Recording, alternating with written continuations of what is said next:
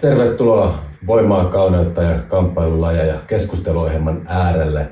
Meikäläinen on Niko Aro ja tässä meillä on Heikki ja vieraana me on tänään Alvin Guinanao ja puhumme tänään englantia, koska hän on englantilainen, ei osaa ikävä kyllä suomea, joten toivottavasti viihdytte ja todella tämän ohjelman tarkoitus on, että kaikki vieraamme ja me itse saadaan puhua, mitä me puhutaan lähinnä tietysti harjoittelusta ja siihen liittyvistä asioista, mutta emme sensuroi ketään, vaan kaikki saavat. Se ei tarkoita sitä käytännössä, että ei edes Niko ja minä olla aina samaa mieltä, mutta ehkä se on sitten myös mielenkiintoista, meillä on eri ideoita. Kyllä vaan. Eiköhän aloiteta vaan. Eli vieraana on filippiiniläinen britti, joka opettaa indonesialaista kamppailua. Welcome Alvin Guinanao. Thank you for having me. The first question, who is Alvin Guinanao and how did you end up as a martial arts teacher? I didn't plan to be a martial arts instructor. Yeah. I suppose it just came by chance or by accident. Yeah. I've always wanted to do martial arts. Obviously, like most people, our influence has been like a lot of kung fu films or martial arts films. Yeah. But I suppose my biggest influence, where most martial artists, has been Bruce Lee. I'm not saying he's no good or anything. He's an amazing martial artist, obviously actor and everything. But I suppose my inspiration has been Jackie Chan. Yeah. Now I liked him because I don't know, it's just about preferences, isn't it? So for me, I found Bruce Lee, as amazing as he was, I think because I was a child and I found a lot of his films too serious. Yeah. Okay. Yeah, Jackie Chan is a funny and expressive guy. Yeah. And okay. but what I liked about him Yeah. is that if you watch a lot of his films, it's not just the martial arts, but I really like what he did in terms of he would use his environment around him. So he would use like a bin, he'll put it in his foot and he'll kick it up and he'll hit, one of his opponents, or he's in the playground. He's like, I think what I liked about him is it's almost like he's combined like kung fu, and parkour. You know, I loved his movement. I loved the fact that he was just so nimble, quick, and explosive. You know, so I like. Oh, and obviously, I found a lot of his film. Me as a child back then, I found him quite funny as well. He was a bit of a comedian. You know? So I've always wanted to do martial arts, and the first time I actually did martial arts was when me and my brother unfortunately got mugged in certain parts of London, and then my family obviously heard about that, and my uncle enrolled us to a taekwondo school. Okay. Yeah. Now, I'm one that, how can I say this? I don't believe basically I believe that there's always room for martial arts, all right? And what I mean by that, I believe like there's something that you can get from all martial arts, okay? But I think the problem that I had then in terms of taekwondo, not to say it was rubbish, or it didn't work, but I didn't connect with the teacher at the time. Okay. I found him, to be honest with you, I found him quite boring. So I only stayed like a month, and then I stopped doing that, and I think I was about 12. I can't remember what age I was when I started that. And then when I was 15, that's when I first started doing Silat. Oh, okay. Okay. So one of my best friends, we were still, we were in the last year of our high school, and unfortunately my friend got in trouble with, the local gang in our school, and basically,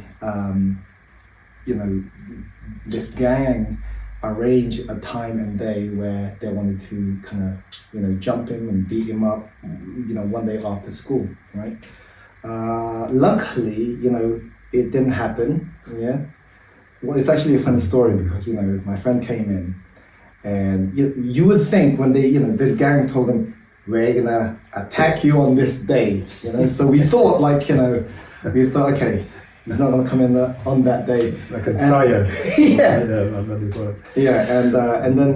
And then he happened to be in on that day, and I'm like, well, what are you doing? You know, they've given you warning. What are you doing in school? But anyway, we saw that, you know, we had quite a big friend group, including myself. And I wasn't the fighter at all at this point, you know. But luckily within our group we had some really, really good fighters. Okay. So a whole group of us said to him, all right, don't worry, at the end of at the end of the day, we're gonna come and help you out, right?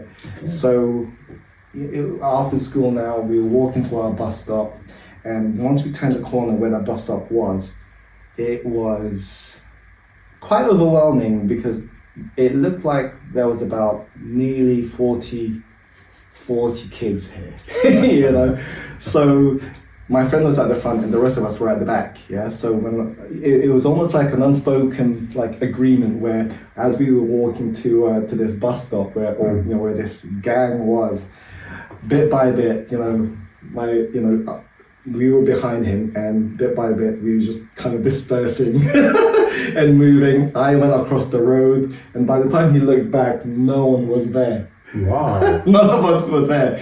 He looked like across the road, and he saw me. It's like, I'm just like, sorry, man, I can't do this. But he had a saving grace.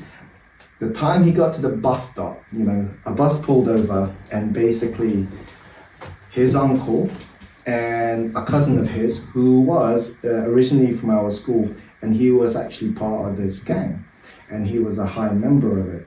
So they came out and basically were saying like, who's messing around with my cousin, and basically had a lot of respect from this gang, and this gang dispersed. So he had a bit of a saving grace. But then at the time, my friend's cousin was going out, you know, with this guy, and he happened to be a Silat instructor. Now, I haven't heard, well, at this point my knowledge of martial arts was very limited. I've never heard of what Silat was. Okay. So when he was training with him, with our then teacher, he I think it was like a few months he was training with him first, and then my best friend said to him, my friend then said, all right, can I invite like my friends? So he invited a whole group of us. There was about 7 of us that started training with this guy, you know. And like I said, I didn't know what Silat was, and again, I had no, like I said, my knowledge when it came to martial arts was very, very limited. I'm from the Philippines, and at that point, I haven't even heard about Filipino martial arts. I've only found out about Filipino martial arts is actually when I started training in Silat. Yeah, but it's a little bit sounds very peculiar for me, because why? Yeah, because it's quite famous, and it became famous like quite early. It's a long time ago. I started training Filipino martial arts, and I thought that everybody knows about it. Maybe we are like a little bit blind in this society, because we are familiar with that, but not normal people. I think from what I know now, it's a lot of Filipino martial arts is, there's some in Manila, but then as we go down the country, going to Cebu, that is predominantly where a lot of FMA I think are. I was born in northern Philippines. You don't really hear much about it. Yeah. Okay, I understand. So we started training with this guy, and obviously he gave us a little demo, and I was like, whoa, I was like blown away by it. Yeah. And so that was like my first, I suppose, introduction to Silat. Alvin, before we continue, I believe that the Filipino martial arts are in Finland also more well known, and I have a very similar story that when I moved to Tampere 4 years ago, I had not heard a word about Silat Yeah. It was the first time that I encountered the art. Okay. And but FMA, yeah, I Yeah. did that. But not Silat. Not No, Silat. no, Yeah. that's it. And No, it was the first touch. Yeah, okay. Yeah. Well, I find it quite weird in the sense where I think, especially in the UK anyway, at that time, a lot of Silat were very secretive. You know, Yeah. a lot of them didn't Yeah, advertise, so they didn't let themselves like be known. It's you still know? like that. I think it's changed a bit. It changed a bit. Okay. Yeah. Yeah. But yeah. I think at that time in the 90s, Yeah. they were about, but they weren't really making themselves known. Yeah. You know. Yeah, and So- most people who are training, they already have a black belt in something else, you know, No, sure. in Japanese or Korean or Asian, some other Chinese. So, and they don't maybe are not so interested to. They think that it's, you know, I don't know why, but it's kept like little like not a secret maybe necessarily, but a little bit like, you know. Yeah, no, sure. Uh, Well, again, I don't know, but you know, the first time I saw, you know, my then teacher give me a demo, like I said, I was blown away. yeah. And I just, you know, we started training, and Yeah. then from that point, is his from us. I mean, he was already teaching Pinchak Silat, but I think he had a break, and then, you know, he started teaching us kids, Yeah. and then from there, he started to rebuild again his club. Yeah. And bit by bit he started to get a lot of attention, and you know, I trained with him from 95 until 2009. Yeah. And then from 2009, you know, unfortunately we went on our separate ways. Yeah. And I started, you know, I started teaching, and here we are. So Yeah. my point is, I didn't set out to plan. I didn't set the plan Yeah, I and understand try to that, teach. Without me kind of going into great detail, unfortunately, when I was separate ways, I think at the time, you know, we just had different views and opinions on certain things, and unfortunately, we weren't gelling anymore. So it was time to obviously make my own path, and when I did that, you know, some of the guys that we were teaching at the club back then, you know, wanted to kind of train with me. Yeah. So I think it just happened by chance. You know? Okay. But maybe we can go then a little bit more deeper or some title, because you are doing now, and I have to say, to be honest and to be, we like the transparency, we are not hiding anything. I'm your student, and that's hopefully not causing any troubles for anybody, because of course it's, but only to make an announcement. Are you causing trouble? Yeah, no, but if some who is watching or listening to this maybe thinks that, why can you, is it okay to, you should be like critical, but this program is not to be critical. Everybody can say their opinion, and then you don't have to agree, so we are not agreeing, but if go a little bit deeper, like, what is like, I'm sure there's a lot of people, they don't know what is Silat, Buka, Lingkaran for you, and how would you like to describe it shortly? Okay. So once I've went on my separate way, you know, there's certain things that I learned obviously from my then teacher, but he learned, I mean, he taught me obviously through principles and obviously movement and postures and obviously the combat aspect of it.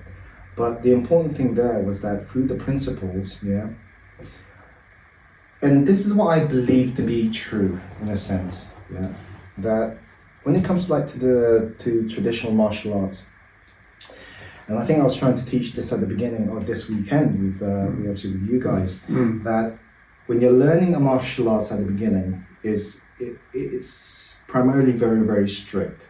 So your teacher is like, you know, putting you in a position where it has to be, say for example, it has to be here, always here, it has to be in the right alignment.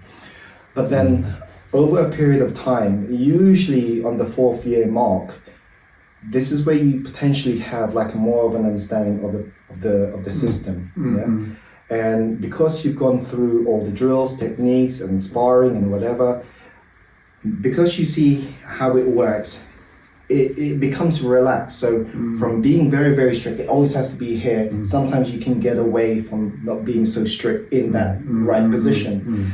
Now, I think for me, that is like very, very important, where, like I said, on the fourth or fifth year mark, sometimes, you know, your own sort of personality kicks into the system, where I find it natural where some people, like me, I found myself just kind of readjusting, not to say that what I was being taught was wrong, but because me and my teacher, you know, we have different body types, so it happened naturally where I started readjusting certain things to suit me and my movement.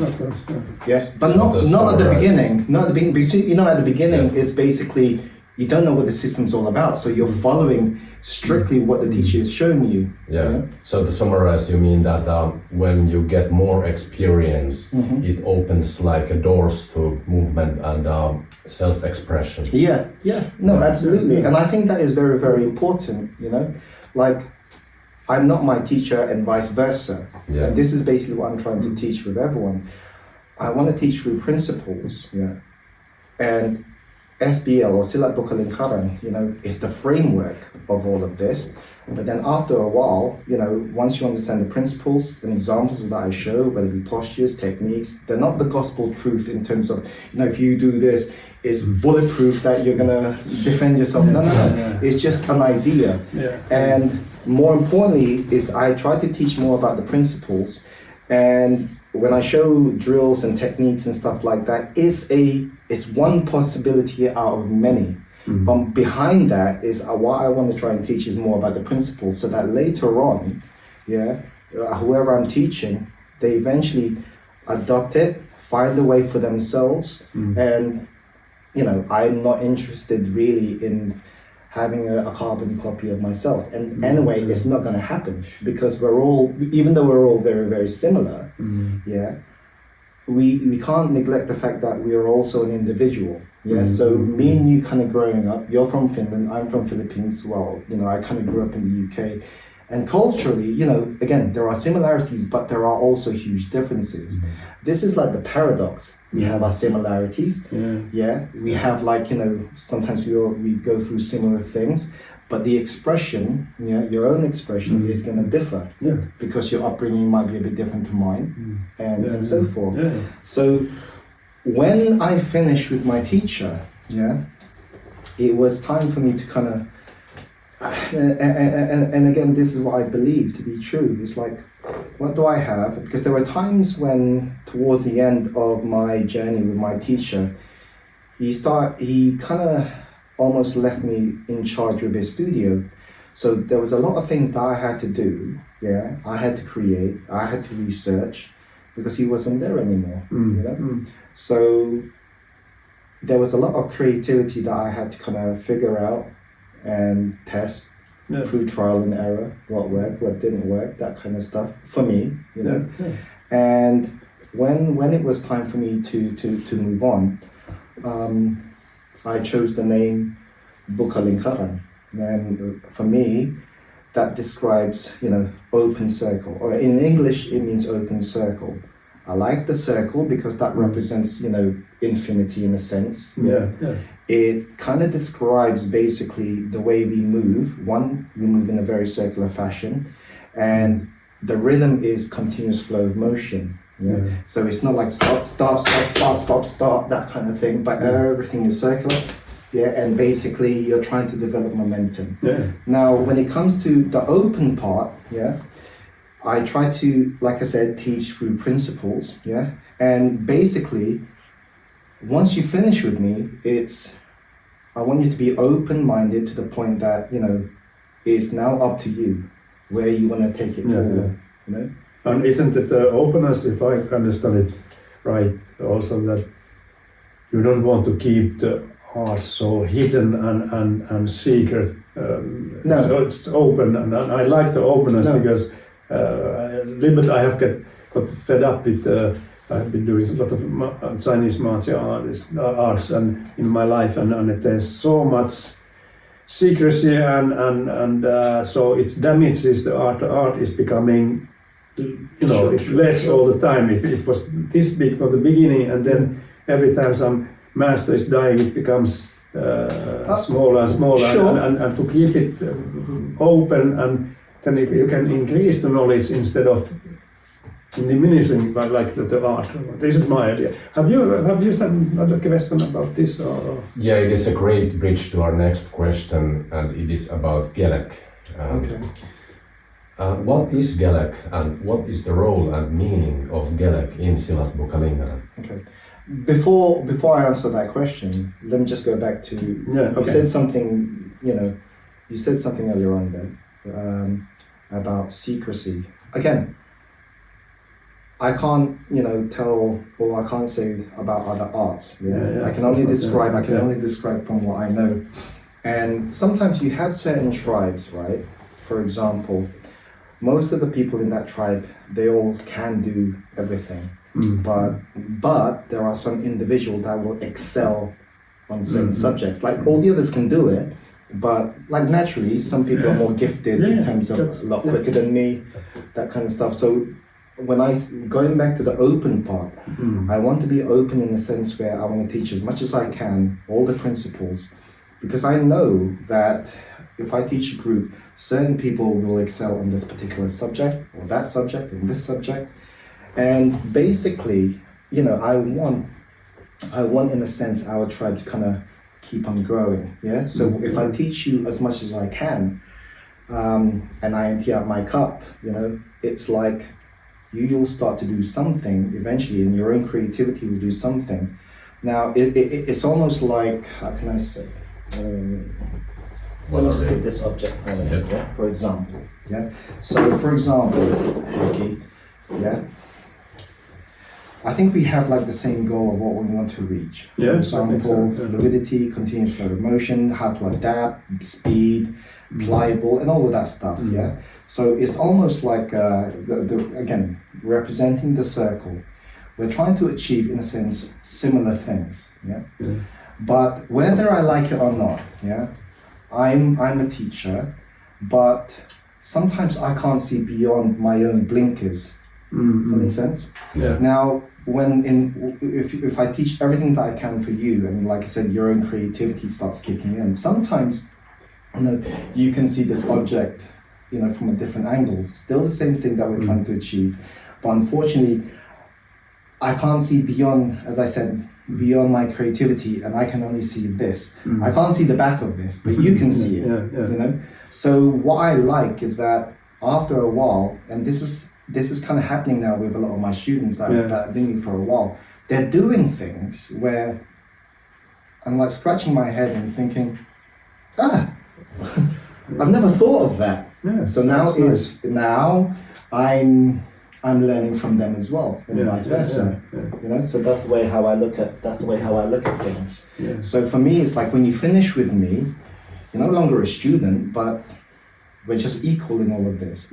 We're just trying to share. We're trying to like, I've done this, or you've done this. Oh wow, okay, let's compare. That is a beautiful part in teaching. I agree. That you described. I agree. It's like an ideal situation. It should be like that always, everywhere. I think so. University, school, everywhere, but it's not often time it happens. It happens very seldom, I would like I know, but again, each to their own, if you know what I mean. I don't judge anyone, and like I said, everyone has the freedom and the choice in terms of how they want to teach or how they want to express their martial arts. I can only do what I can. It's none of my business in terms of how people want to, teach and do their own things. You were talking about principles, and I was wondering, what is your favorite principle? Good. Well, this leads us to that next question now. So Gelek, I want to know more. So Gelek is basically it's the core main principle of the system, and it runs through the whole line of the art. And the way how I can describe like Gelek is basically it kind of describes basically how we move. So I said it already. So the reason why I said circle, in one sense, for me, that is galek. So it describes basically the circular motion that we do. Now, when I say circular motion, it's basically, if you think about like a combat point of view, there's weapons, like for example, a stick, right? If it's just hit, I'm not creating and I'm not generating enough power. So basically, I need a level of distance to kind of gather momentum, and then obviously the impact, and that's what causes damage, right? So for me, the reason why you're developing a circle or you're moving in a circle is that you're trying to develop momentum, and eventually, if something happens in the way, you're kind of going through it, and the circle doesn't stop. So galek for me, is two things. It's basically describing the circular motion that we do, and secondly, it talks about connection. So for example, I want to be connected if I get into a situation, and what I mean by that, so for example, if I strike you, most common one, what I mean by this, for example, if I strike the groin area, if it's a successful hit, there's going to be a hit, you're going to feel it, but there is also reaction. Now, when I say reaction, usually when there's a reaction, there's a movement that's involved in it. So as I said, I hit the groin, bang, and if it's a successful hit, you're gonna feel it, but you're trying to connect with all of these things in terms of like reaction. So I want to be attentive enough to the point, or connected enough to the point where if I hit the groin, and if it's a successful hit, I potentially know roughly the reaction and the movement that's going to happen, and so you're already planning to go into the next thing. So it's not stop. So everything is basically connected. So I'm trying to be aware where these movements are taking me or taking you, and then I'm already putting something in place. So that, for me, that's what galek is, and basically that runs through the whole system. And I try to explore variation, and I try to explore different ways of doing that, different levels, but that's the core principle that runs through the whole system. But what about, because as you know that I'm an old man, and it's not possible anymore to compete with young guys, to go to gym and do weightlifting, all this. For me, the galek is also a way to have a lot of power. Potentially, yes. But you are not so interested in that. Maybe it's my interest. So you are not so much. Did you say you're old? Okay, I'll stop talking to you. So let's talk. No. But at the end of the day, it's because some people have asked me before. If I knew this when I was younger. You're not maybe in the same mindset when you was younger. Of course. We change so much as we get older. For you, what I'm saying, maybe not, but we don't know. So I've had people before where they've come to me, it's like, said, I tried this, years before and I didn't like it, but now I'm seeing it from a different eyes. Now that I see it from a different eyes, it's like I didn't see this before. So my point is that if you find it at whatever age, true, maybe you can't potentially compete with the younger guys, but because younger guys are a little bit more energetic, a bit more pliable. But that doesn't matter, that doesn't matter. You do what you can. So I always say to everyone, again, two things. You have I like to build a community, because we're all helping one another. You're bouncing off different body types, different ways of thinking, but then at the same time, you're also an individual.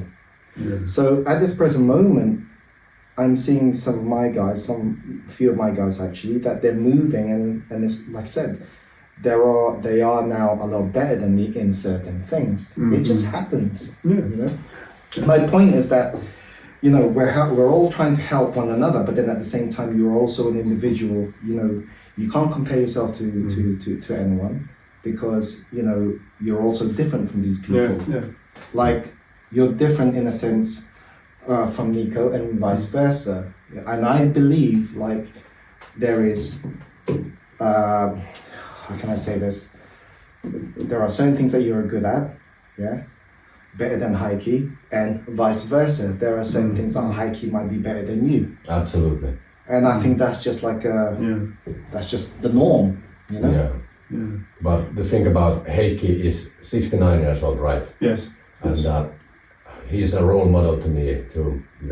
You can see that there is no roof or limits. If you keep good care of yourself, you can train these things. We are training 4 times minimum per week. Yeah. The guy is 69. And that's brilliant. And I hope, you know, you carry on. Enjoy it.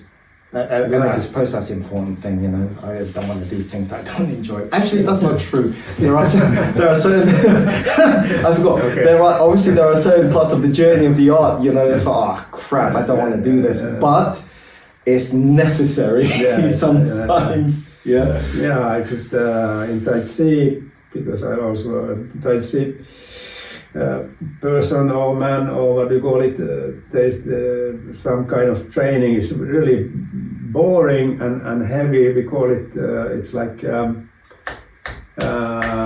it's not annoying, but the work is like bitter work. Okay. Because you have to do it and it's so boring and so dull and everything, but you have to do it because you know that if you do it, you become a better martial artist, but you don't actually want to do it. You do it only because you know that you have to do it. That is actually the most important and essential work, the boring part. Yeah, it is. Yeah, no, it's true. That's why I corrected myself. It's the basics. Now, the base, or the build a base. It's like, for example, what kind of popped into my mind when I said that, and I thought, oh no, that's actually not true. Because what popped into my mind was there was one time, well, in a lot of traditional martial arts, the horse dance is usually there. You see this, you see horse dance in karate, you see horse dance in kung fu, and obviously it's in Silat. For those of you that don't know what horse dance is, it's basically you're squatting and you're holding, and basically your legs are burning. Now there's a few things that you're working there, You're trying to maintain the burn, or the way how I look at it is mind over matter in a sense. So you're holding the horse stance position to the point that you're feeling your legs burning, right? I think you've shaking. You've experienced that. You know that. Now it's not nice. I remember we had to hold this stance, a whole group of us in our school, and we had to hold it for 1 hour. You know, that's impossible. Well, no, it was painful, not impossible. But is this why you have so good posters, and it's you have to back straight when you go down, and I mean. Why? Actually, I don't. I mean, I'm honest now. I think that it's not possible. I have been doing it a lot, and well, there was a whole group of us that did it. Yeah, and but maybe not like 90, like the angle, maybe not 90. No, backwards straight, obviously. Backwards straight, but not like you go so low that you are... Either way, we had to hold the burning of our legs for 1 hour. It's terrible. Right? So, but the way how I look at it is like, the way how I view that, right? Yeah. Physically, and obviously you're training your stance, you're training your legs, And hips, I think also. I think so, but those are the main things, your stance. Nico is better in this. You're a personal trainer. I think you train even your hips. Yeah, it's hip flexion. Yeah, it's very good for that. So you do a lot of good things. It's not like not a stupid move. No. But I think again, my theory in all of this, because sometimes I see this in a lot of traditional martial arts, or sometimes there are postures that traditional martial arts hold. And I do think, like, why is that necessary? I think one is to get used to one of the main postures, but I think importantly, this is why I think is happening, is that, and I've adopted this, and this is something I try to teach, obviously with my guys, is that when you're holding that, like I said, you're feeling the burn, and basically, it's almost like you're trying to kind of create chaos within your mind because you're feeling this, and rather than be swayed by the feeling of the burn, you're just holding it and you're trying to maintain your concentration. And for me that's very, very important, because if your mind and your concentration goes, I believe is that whatever our mind goes into, it has a trickle effect on the rest of our being. So what I mean by that, if my mind goes into fear, it feeds into my emotions, my feelings, but also my physical body. So for example, I think we've all had the experience of stress. And sometimes you can't think straight when you're stressed. You're panicking, and then sometimes you become very forgetful, and sometimes you lose awareness. And you lose patience as well. Okay. There's a lot of things and sometimes I know that, I'm sorry interrupting, but that's all right. I find out that when I'm really stressed, I'm running everywhere, and then I even happened when I had a more stressful period in my life that I forgot what I didn't know what I'm doing. I was only running, but I didn't even know what I'm doing, where I'm going. Well, so it's really like it becomes stupid. Well, the one that I use as an example, which I'm not proud of, is basically when I'm very stressed, I sometimes lose patience. And the unfortunate, and I'm trying to be better at it. And this is what I'm trying to say to you, that I try to be stress free. Of course. So the example, like I said, that I use is one with my kids. And like I said, I'm not proud of it, but sometimes when I'm very, very stressed, I become intolerable. I can't even say the word intolerable. Whatever. I think you know what I'm trying to say. And I lack patience. So sometimes my kid is just happy and just wants to give me a hug and say, no, now. And I kind of I'm very short with them. And obviously later on, when I realized that was unnecessary, that was uncalled for, obviously I feel bad and apologize to my kids. But that's what I mean, I think we have to be careful sometimes where our mind goes, because as I said, it has an effect on everything else.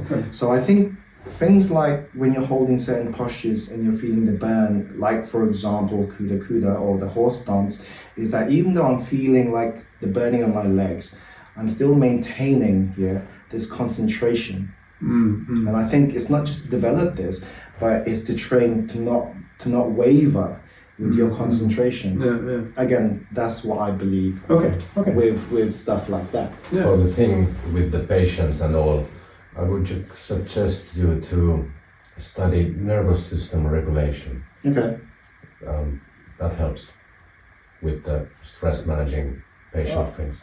I like to think I'm managing, but like I said, that if you can recommend me a book, I will. Anything about regulating the nervous system. It has been really helpful for me. Okay.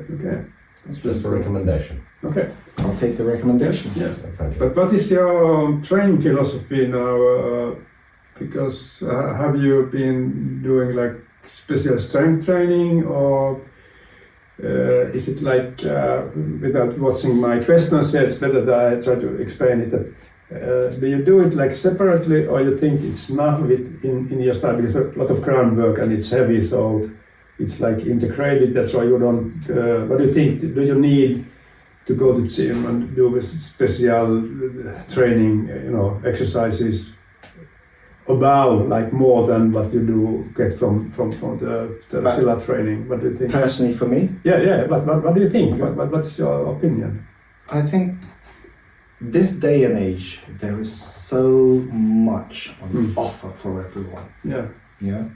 Now, because we have so much offer on someone, it's up to the individual. So for me, my training was at the time was varied. So sometimes I would go to the gym. There was a lot of martial arts training, like some of the posture that I showed you. So there was a lot of that I was doing. I did do weights. I did do slow movement when it came to training, almost like doing the same Silat postures, but almost in a yoga sort of setting. And what I mean by that, there's like in terms of yoga, there's like that vinyasa flow. I don't know if you've heard of that. Yeah, I know. So you're going through sequence of motion and movement. Quite heavy. Yeah, so heavy, so I'm not saying it's the same thing, but something similar. So there is in Silat there is something called jurus. Yeah, a jurus is a small combination of movement. Okay, and it has to be sharp, explosive. But on the other hand of it as well, you can do it slowly. And when you do things slowly, there's a few things that you're trying to be aware of. One, again, talking about the tension where you're trying to make, for example, this is something I always say to everyone, is that when you're moving, yeah, your fingers are closed and your fingers are back, yeah, so that I feel the tension on my fingers, my palm, my wrist, my forearm, and even the shoulder, you're kind of pushing out a little bit. So the tension that I'm talking about, it's not like when you go to the gym, you lift up your weights, and by the end of your workout, you're watching your mirror and you're kind of flexing, your muscles. Not that kind of tension. The tension that I'm talking about is like, even from a distance, I'm trying to reach you, but I can't reach you. So you're trying to go through like one full range of motion, yeah. And even though you're moving, it's almost like you're holding time under tension, so that later on you're moving, or when you're doing these movements, you don't get easily fatigued. Yeah. So, as I said, my training was varied. So sometimes there was a slow training where you're trying to feel the whole body. Obviously, there was dynamic training where you're just being explosive. So I did some weight training, and at the time as well, because my teacher did football as well, and so he incorporated sometimes, football training. And what I mean by that, there was a lot of running involved. So there was sprints, uphill sprints, just basically a lot of endurance in terms of running, which I really hated. Because it's like, when you're doing when you're doing a lot of this run, but again, going back to that, it wasn't all enjoyable. There was one particular park in London, I think it's kind of accumulated a lot of my vomit in like a certain... Was it Richmond? No. Okay. Sorry. No. Where is it? Hampstead Heath, right? Okay, I don't know that. Richmond, So, it was tough. I hated it. But I think, we're trying to be varied in the way we do it. I'm trying to be an all-rounder. Yeah, of course. But again, this was like for me, and that's what suited me, I suppose. But this day and age, there's so much on offer. You choose. Yeah, there's powerlifting, bodybuilding, calisthenics. Exactly, calisthenics. The list goes on and on and on. And I suppose at the time, I did weights, obviously the martial arts training, running, and that was like my training at the time. And also, you were saying about and how do I become an instructor? I didn't plan to, but I like to think like my mindset changed to become an instructor, so I don't have to do all of this hard work anymore. No, I'm kidding. I can just tell people what to do. No, I'm kidding. I know. Okay, maybe you have something. This is my favorite subject. Now we're on the training. How does training differ in beginner, intermediate, and advanced levels? Are there differences on the training methods? I think at the beginning, isn't it? If we're talking about martial arts in general first, obviously in a lot of martial arts there are building blocks, and when I say building blocks, they're key movements in that martial arts.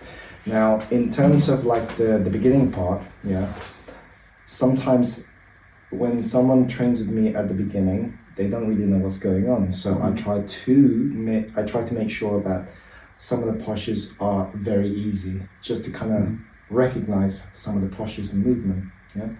And as we journey into the system, a lot of the intermediates or advanced, is basically just an extension of the basics. Do you understand what I'm saying? So you may be doing one movement, by intermediate, now add this movement along with it. So the advanced technique is only basic technique done good, done very well. Yes, but we've added more. We've added more postures. Yeah. And sometimes the advance is basically, now that you know more, you can do more. Yeah. So sometimes, capacity, the capacity, you start to, obviously, as you train, you become fitter, you become more mobile. So, all right, this guy can handle a lot more. So the advance is usually, all right, now do this. Now 5 minutes, now 10 minutes. Yeah. Do you understand what I'm saying with that? Yeah, I get it. Okay. Heikki has been telling me that there has been some opinions that if you do martial arts, you shouldn't do strength training or something like that. Yeah, it was when I was a young man, long time ago. So people hated me. That how can you go to the gym and do heavy weightlifting? It's bad for you. I think it's essential. I mean, if you want to do like the top athletes in the what is called in English, it's so complicated, field and track.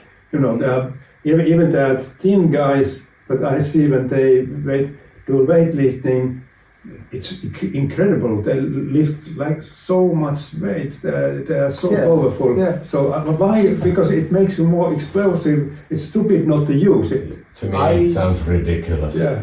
Well, you know, I agree with that. But again, each to their own. Yeah. I agree with weights training. Yeah. And I like to think like, you know, you need variation when it comes to training. I think if I train just like one way, I don't think that's good. So for example, like I've been doing martial arts for a while now, and in my travels, the most common injuries that I've noticed is that you have your shoulders, lower back, and knees. If we think about like the shoulders at the moment, sometimes, you know, a lot of postures is, you know, keep the guard up, you know, their shoulders are up. But if I keep doing that, sometimes, and I don't do anything, the opposite way of doing that, sometimes I just get locked into a certain position, and it becomes tight. Now, if we're talking about like martial arts and I'm tight here, and then, you know, where you're doing variations of movement, you know, if I'm stuck there, this is potentially, again, my opinion, I could be completely wrong in this, or theory, is that if it's like this and, you know, we're doing other movements, my mobility is only stuck at a certain way. But then, you know, sometimes when we see martial arts, when we like the martial arts, and we get overly excited about it, and then obviously we try, but the thing is, if my body's only a certain way, and then, you know, in terms of like the martial arts, you're doing variations of movement, you're kind of slowly opening, but then if it gets a bit too much, it can snap. This is what I believe to be martial arts, and that's why I'm trying to say that you need variations of movement. I believe that, and Nico is doing like a lot of this training is to be, I haven't been doing so much with him, but it's like you are strong in those positions that you normally aren't. And if you do only heavy weightlifting, it's okay. But then he's trying to make this movement so that you are even in an can you call it extreme or not? In weak joint. In weak area, you are still strong. So and it means in our training that if you put my in a bad position, I can still maybe survive or not get injured because I have been training for that. But if you are not, you're powerful only like doing boom. Then when it's in a weak position, then it snaps. It's a good. I think that's a good idea, and like you said, that to make your training all the time, try to do different movements. If you only do the same movement, the body gets used to that. I agree with that. So my opinion in all of this, I like to be, again, going back to training, I like to be varied. Variations of movement, variations of weight, and just keep exploring that. Hey, Yeah, okay. I don't know, it's a stupid question, but what do you think have you some idea how a good student of martial arts should be? Have you some definition that what you should look for and so? Because normally we only talk about the masters or the good teachers. I think you are a very good teacher, but how should a good student be? What do you think? Well, I don't believe in good or bad students, for one. Yeah. As an instructor, I like to think if you're going to be an instructor, you journey with people, right? So you find a variety of different people, right? And how can I say this? I don't look for like good or bad students. Is that it's everyone has their own personality. For one. When I journey with people, there are some people their learning rate is quicker, some longer, but I think that's the point of a teacher, is that you journey with them, and I think for me is how can I say this? It's a challenge also for the teacher, and sometimes I'm up for the challenge. If someone can't do certain physical things, okay, I'll wait, I'll journey with you until potentially you can do these things. So I don't believe in bad or good students. I sometimes heard a saying that a good student makes a lot of questions, and that an excellent student even he or she is questioning if they are true. The answers are true, that you make your own journey, like you have been talking about, that you are not like you have your instructor, and you have to hopefully have a good relationship and be respectful and everything connected to that. But then in one way you are alone and you have to make your own. I was gonna say something here, but it just popped out of my mind. What was I gonna say? When I say challenge, I want to be challenged by my own students as well. One, I don't know everything, so I allow questions, or what about this, what about that, or whatever the question is. There are some questions that I have the answers to, but there are a lot of questions that I don't have the answers to. So when I'm put in a situation where I don't know the answer, it makes me think. So I thought, okay, that's a challenge for me, and it's like, okay, I don't know the answer, but let me get back to you on that, because I want, it's now made me curious. I think, okay, that's a good point. Like I haven't thought about that. So for me, I like those challenges, so that it kind of pushes me to kind of do research, think about it, and like I said, I think that's good, and I think that's healthy. Of course. It's interesting. It's like an interaction. It's not only like you are giving some information and and that's it. It's like a two-way information or connection. So it's like. Did you have some more questions? Yeah, I have the last question. Okay. High quality training. What is it? What does it contain, and how is it structured? What do you mean? You need to a bit more structure. I don't understand the question. Structure. I mean, what is done in what kind of an order? I see. Okay. The way how I've structured the system, it's almost like a journey. And when I say a journey, the journey starts from the ground, right? And then the journey is almost like it's a journey to kind of slowly get back up until you're upright.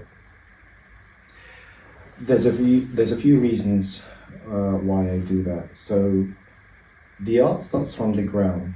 Now, first and foremost, I have to say this, that the Silat style that I teach is not a traditional Pencak Silat style, right? Yeah. Is basically, my interpretation of Silat from West Sumatra. Now, a lot of these arts that's from West Sumatra, they all start from the ground. And they have obviously their own reasoning behind why they do that. Yeah. Now, for me, the reason I chose to do that, there's a couple of things. One, when you're on the ground, yeah, you're having to carry your own body weight. Yeah. So there's constant weight in your movement. So that's for both conditioning, exercise, and sometimes even technique. Yeah. When it comes to technique and you're doing techniques on the ground, at the beginning of it, it feels very sluggish. It feels very, very hard. It feels very, very limited. Yeah. But because you're carrying your body weight and you're moving around over a period of time, yeah, like anything, it doesn't stay, limited.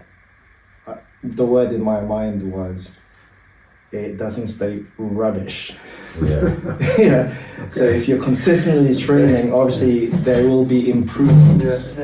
Yeah. It evolves to the beauty part. Yes, exactly. So that and again, this is kind of going back to the original question about Gelek. So for me, Gelek is the way how we move, is how you connect all your movements together. So basically when you're on the ground, as well as carrying your own body weight, you're trying to develop mobility, flexibility, and so forth. But when you're on the ground, because a lot more of your body is being worked, it's already forcing you to move in as a one unit. Yeah. And then once you have all of those qualities where your mobility has improved, your flexibility has improved, the feeling of how to move as a one unit has improved, then you slowly build. Yeah, before it's done in these 3 stages. Being completely on the ground, once you get used to that and all of those principles are now activated, before you fully stand up, the next part of the training, a lot of the movement is done in the horse stance level. Just for training, yeah. It's like, for example, the groundwork that we do is just where the system starts. The practical reasons for it, like, as I said, developing all of those physical qualities, but importantly as well, that if I find in a combat situation, I may find myself on the ground, yeah? And what I don't want to happen is that I don't want to treat the ground as a disadvantage. The way how I want to view the ground is just another arena to defend yourself from, no different where if I'm upright, no different if there's multiple attackers. It's just another arena to defend yourself from. Yeah. So from what I was taught about Silat from this area, is that whatever level that they found themselves in, they were always able to kind of continue potentially the fight. Yeah. Yeah. None of it was like, oh no, I'm at this position, I'm at a disadvantage. No, it's just right. I end up here, just another arena to defend myself from. So from the ground, then you usually go into horse stance level, and you're doing again loads of exercises from there, loads of techniques from there, yeah.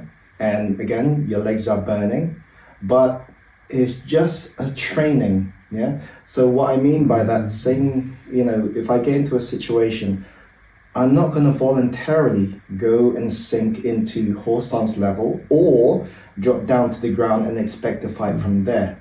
So you start upright and you defend yourself upright. And if I find myself on the ground, like for example, I get taken down, or if the ground is slippery and I slip and I'm on the ground, then it's valid.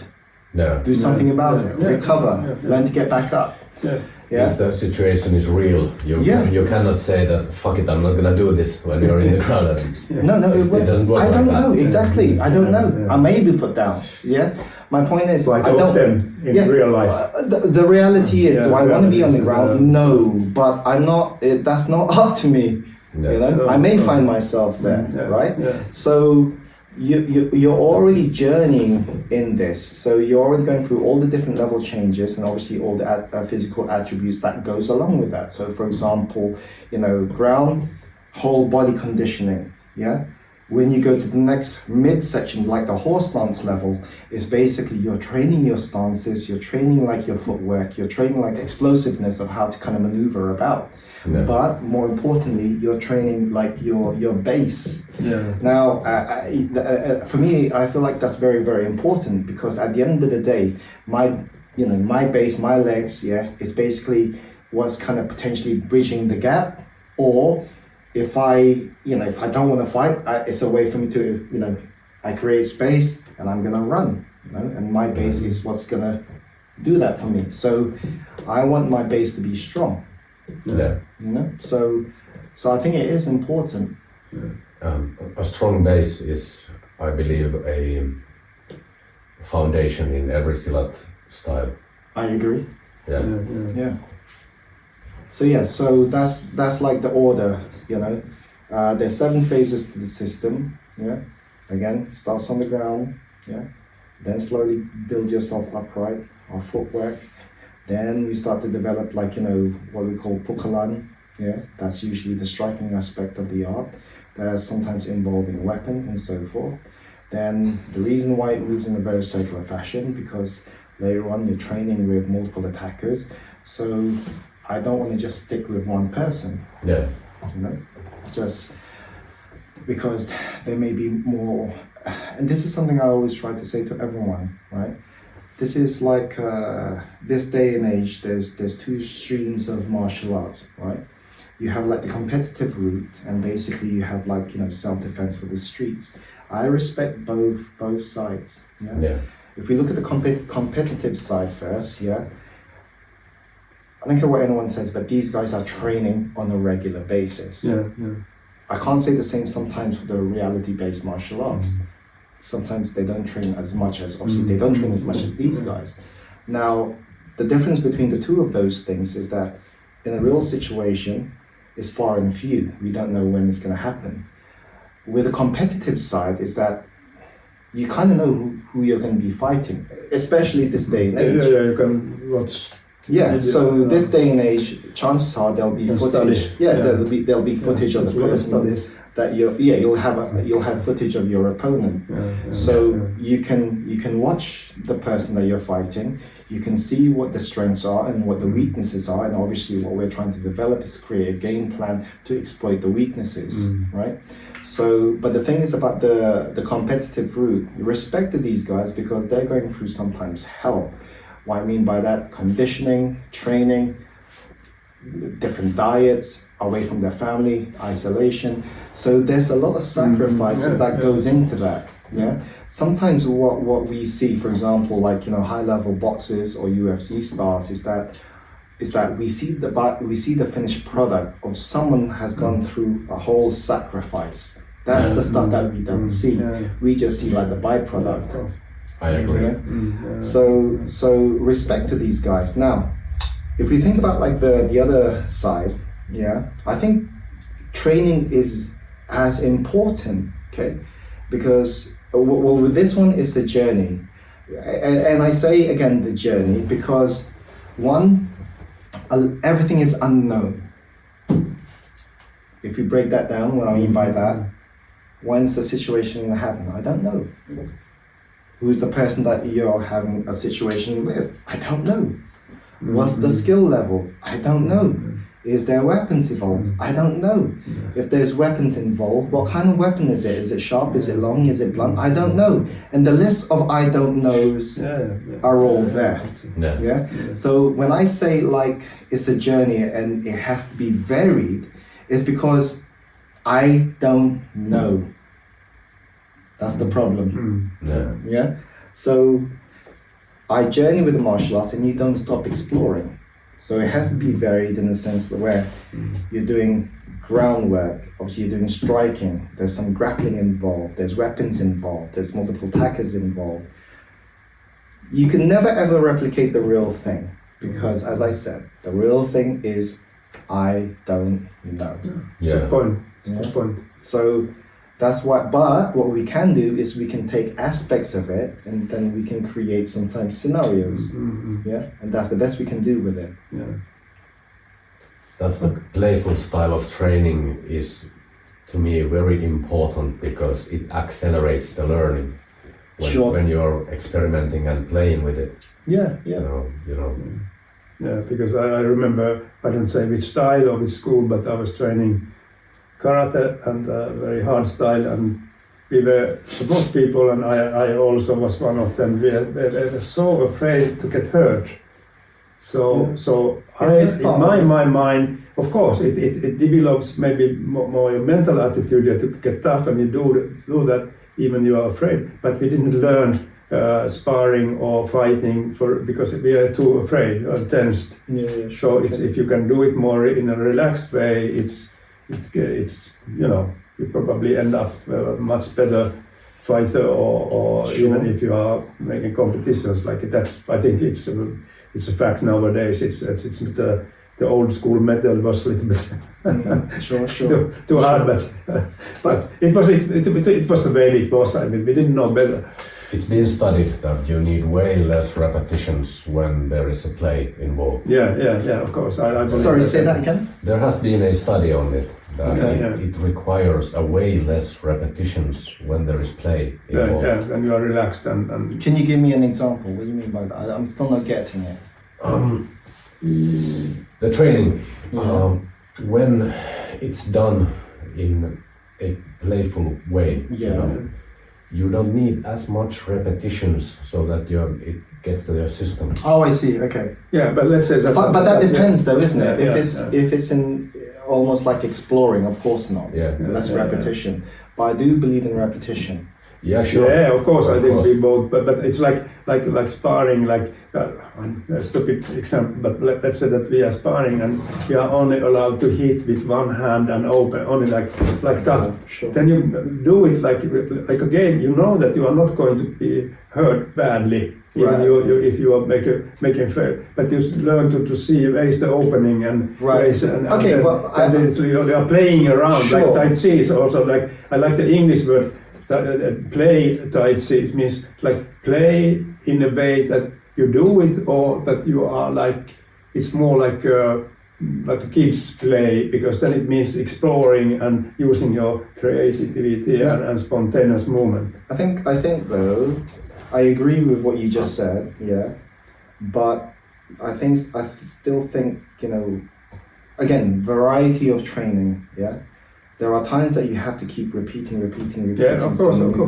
Some movement. I think we believe in that. And the repetition of it is necessary, yeah, because what you're trying to develop with the repetition is that I want certain movement ingrained in my body, so that when we are exploring, like that, yes, it's true, less repetition.